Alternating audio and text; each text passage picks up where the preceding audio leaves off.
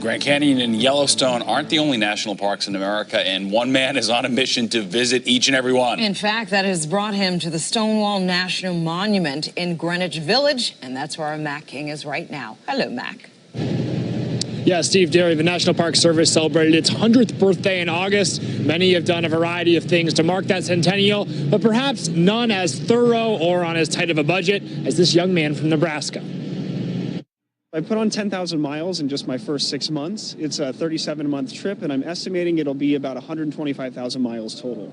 30-year-old Mikah Meyer has lived in a white windowless cargo van since April. There's no heating or air conditioning in there, so waking up in a pool of sweat or shivering in the morning. Mikah committed to 3 years of this suffering, funded by his personal savings account. So it's a lot of peanut butter sandwiches and not spending money. So that he might visit all 413 sites in the U.S. National Park System. As a 30-year-old, I'm half the age of the average National Park Service visitor, so I'm able to help encourage other millennials to get out and experience our country. Mikah traces the origins of this journey back 11 years to the death of his father.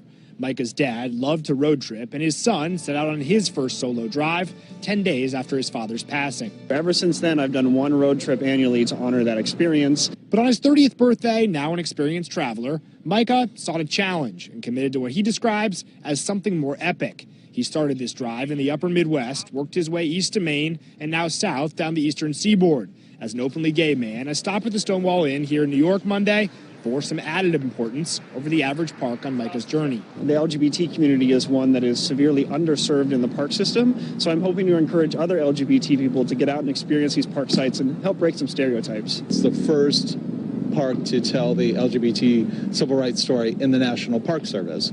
Park Superintendent Alan Daly served the Park Service for a lot of years and visited many of its sites. But after meeting Mikah, who, if successful, will become the youngest person to see all 413 park locations and the first to do so on one continuous trip, Alan admitted this journey made living in a van, eating only peanut butter sandwiches for 3 years, sound worthwhile. I'm a little jealous, yeah.